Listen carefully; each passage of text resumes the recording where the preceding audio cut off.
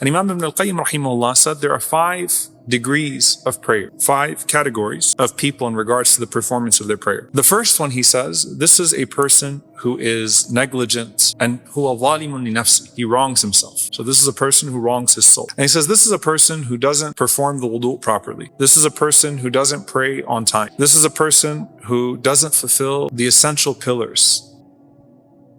Hamad ibn Salama rahimahullah said, I never stood up for prayer without imagining that Jahannam is right before my eyes. So we have to go into this strong sense of visualizing what's around us, what's happening in order to deeply connect. Al-Fulayl rahimahullah said that I once saw Sufyan al-Thawri rahimahullah go into sujood while he was praying, and I performed tawaf around the Kaaba 7 times. And from the time that I started my tawaf until the end, he still had not raised his head from the sujood. What is he saying? What are these righteous people actually connecting to and tapping into in these moments with Allah subhanahu wa ta'ala? And is it just this or that, the very distracted salah, or a person that is completely able to remove themselves from the material world and connect to Allah subhanahu wa ta'ala? No, just like everything else, there are degrees. And you have to see where you fall on the spectrum. And Imam Ibn al-Qayyim rahimahullah said there are 5 degrees of prayer, 5 categories of people in regards to the performance of their prayer. The first one, he says, this is a person who is negligent and huwa zalimun li nafsi. He wrongs himself.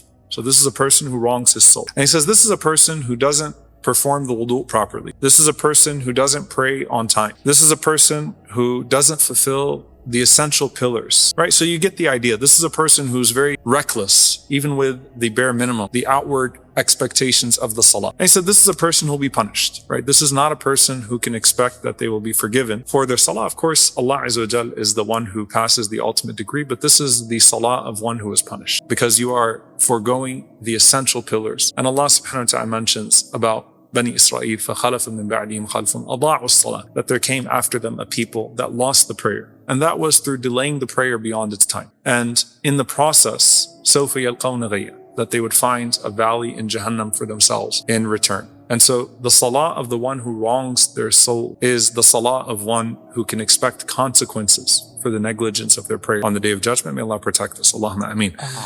The second level, he says, is someone who prays on time. They pray with the specified limits. They fulfill the essential pillars. They do their wudu properly. So they're doing the external, but when they go into salah, they are completely preoccupied by everything but Allah subhanahu wa ta'ala. So the externals are fine. Technically speaking, they did everything they were supposed to do with their wudu. Technically speaking, they entered into their salah. And on the outside, it looks like it's a valid prayer. But everything is lost on the inside to the preoccupations of this world and to paying attention to everything but Allah subhanahu wa ta'ala. And he said, this is the salah of a person who will be held accountable and may or may not be forgiven. Meaning they're relegated to the mercy of Allah subhanahu wa ta'ala on the Day of Judgment. Allah might overlook their shortcomings, their inward shortcomings, but you don't want your salah to be at a category 2 to where it's hanging in the balance in that regard, right? The most important thing that you'll be asked about on the Day of Judgment, and the internal quality is all lacking.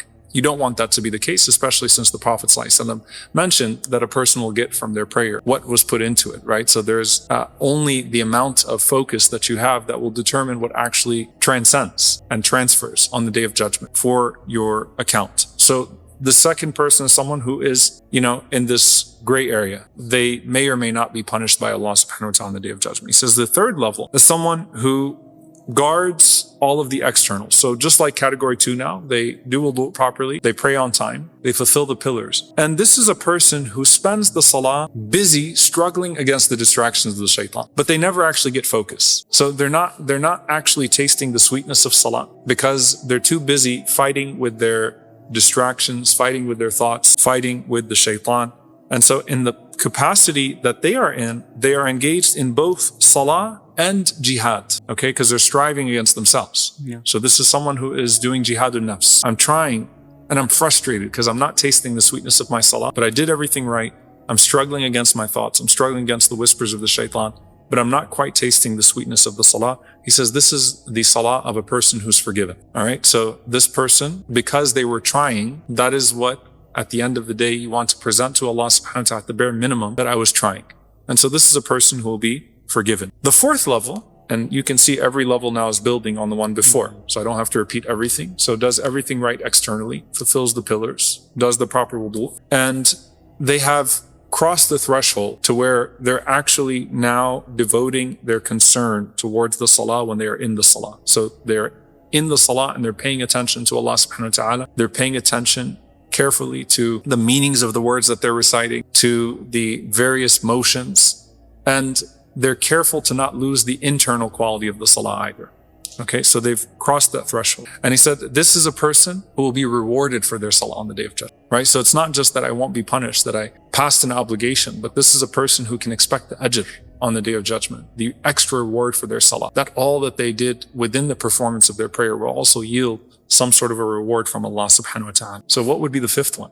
That seems like the best one, right? He says the fifth one is just like the fourth one, but there's a key difference. This is a person who looks towards the salah with a heart full of anticipation, whose salah has become their greatest relief in life, whose salah is their joy. And so when they go into their salah, all of the preoccupations and the thoughts and the distractions, they melt, they vanish in this conversation between that abd and Allah subhanahu wa ta'ala, between that slave and Allah. May Allah grant us this prayer. Allahumma ameen.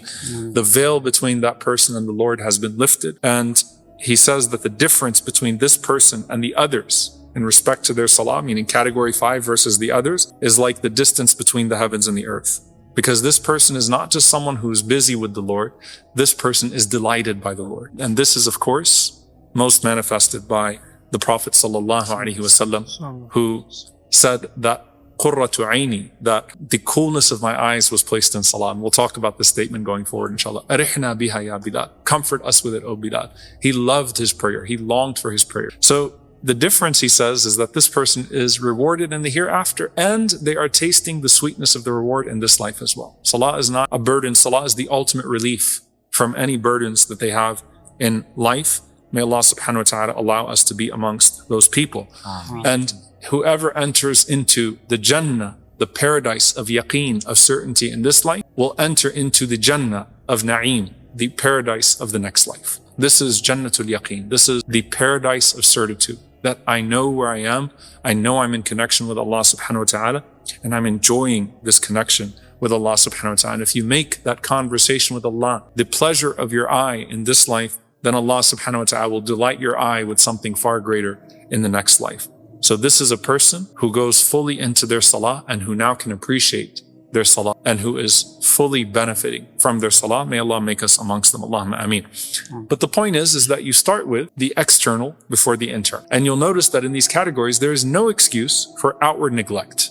No excuse for outward neglect, right? We will all struggle with our khushu', and that's okay, because as long as you're in that state of mujahada, you're in that state of striving, that means you're already on the green side, right? You're already moving towards a better place. But you don't want to find yourself in a position to where you're becoming negligent of the external. And if a person is not even trying with the internal, then the salah will become a burden for them, and naturally they'll start to be amongst those who Allah describes as qamu kusala. They get up lazy, they drag their feet, like, oh, we have another prayer, I have to get this done, I have to get that done. So the salah will always feel like a burden. It won't feel like a joy, and a person will end up losing themselves in the process. So how do I start to experience the internal khushu'? Well, first and foremost, I have to perfect the external. And so that means when the Prophet ﷺ says the most beloved of deeds to Allah is as-salatu li waqtiha, prayer on time, aw li awwali waqtiha, in the beginning of its time, that you prioritize the salah and you always pray it early, right? Early within its window of time. You're not amongst those that delay the prayer until it is sinful, until they are just about to miss that prayer. But you always think, as soon as the adhan comes in, you're always thinking about performing that prayer. And you know, and I know, the difference between a prayer that is performed in the early hours of it, or in the early hour of it, or in the beginning of it, versus a prayer that you're rushing to get out of the way. You know the difference in that quality. It is immediately felt, right? When you have put it forward and you say, I'm going to get it done within the first minutes of the prayer, whether that's in jama'ah or otherwise, depending on my circumstances. But you know the difference between those two things, right? And so you plan your schedule